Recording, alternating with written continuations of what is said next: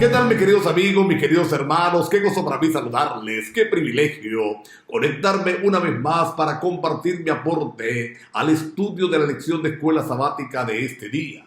Alabo al Señor por este privilegio, le pido que sea de bendición, de inspiración, de motivación para cada amigo, cada amiga que se acerca al canal, que juntos encontremos cada una de las enseñanzas que el Señor ha preparado para nosotros en estas lecciones, y no solamente las encontremos, sino que las entendamos, las internalicemos y las pongamos en práctica para honra y gloria del Señor.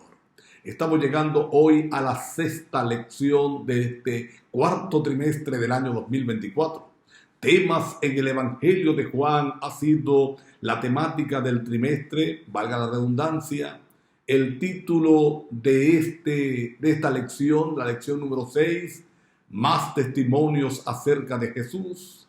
Y nosotros vamos a encontrar que Jesús no se limitó solamente a decir quién era y de dónde provenía. No se limitó simplemente a mostrarnos o a decirnos, que Él era el Mesías, que era el Cristo, que venía del cielo, que su Padre, etcétera, etcétera, sino que dice la palabra de Dios y especialmente el Evangelio de Juan, que Él lo demostró con milagros que encerraban la divinidad de Jesús, mostraban la divinidad de Jesús, reflejaban que Cristo era Dios hecho hombre, que se estaba cumpliendo aquello que era real, mejor dicho, aquello que Juan dijo en el capítulo 1, verso 14, y aquel verbo fue hecho carne y habitó entre nosotros y vimos su gloria, gloria como el unigénito del Padre, lleno de gracia y de verdad. Es decir, Cristo con sus acciones, con sus hechos, demostró que era Dios en la carne. De hecho, la reacción de algunos allí que se recoge, se expresa en Juan 7:31, es: ¿y será que alguien puede hacer milagros superiores? Porque algunos decían que no era el Cristo, y él decía, entonces cuando Cristo venga hará milagros mayores que esto. Sin embargo, el accionar de Cristo Jesús causó división entre la gente. Y él lo expresó claramente, ¿sabe? Él, allí en el Evangelio de Mateo, él expresa: no he venido a traer paz sino espada. No he venido a traer unidad sino división. Y a alguien pueda parecerle sorprendente esta declaración de Cristo, porque ¿cómo es que Él va a traer división, espada? Tristemente, no es por culpa de Dios, no es por culpa de la predicación, es por culpa de nuestra reacción. Cuando yo reacciono equivocadamente al Señor, hay problemas. Es decir, siempre que se predica el Evangelio, una de dos cosas van a ocurrir: o hay aceptación o hay rechazo.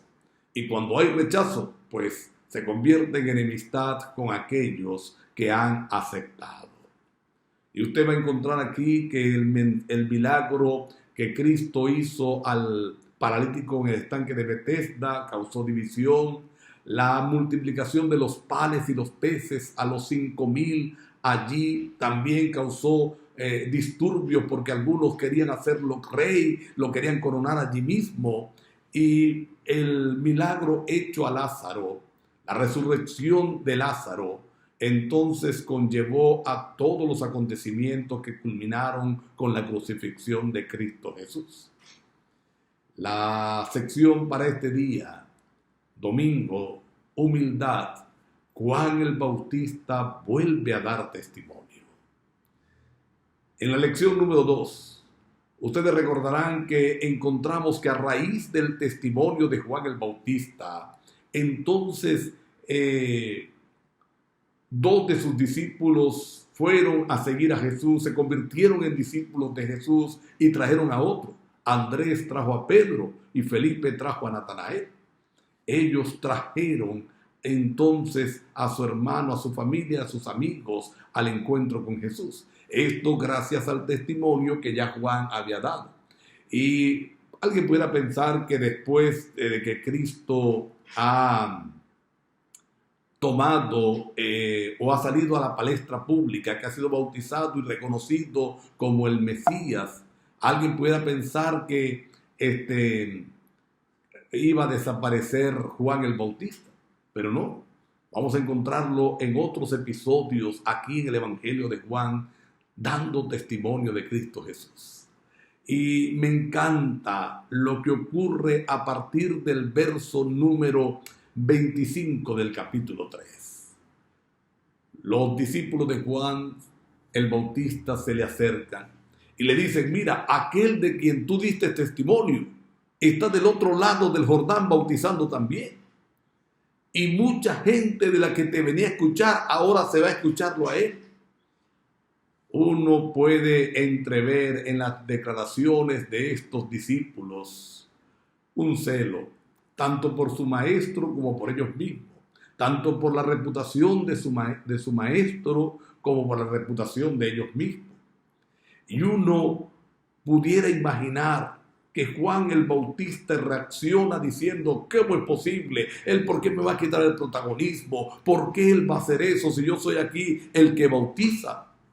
Pero qué hermoso es el carácter de este hombre de Dios.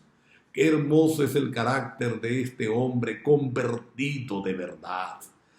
Cuando los discípulos le hacen ese comentario, cuando los discípulos van con sus celos, en lugar de él dejarse enfermar, entonces reconoce que él debe menguar y Cristo crecer. Le dice a los discípulos: nada puede recibir el hombre, nada, a menos que le sea dado del cielo. En otras palabras, él está diciendo lo que Jesús está haciendo allá. Es porque es parte del plan celestial, es parte del plan del Señor. Y hace una alegoría. Él presenta a Jesús como el esposo y él simplemente es el amigo del esposo, que se goza al ver la felicidad del esposo con la esposa, pero no es el esposo. Aunque se goza de la felicidad, no genera esa felicidad. Aunque participa de esa felicidad, participa en forma indirecta.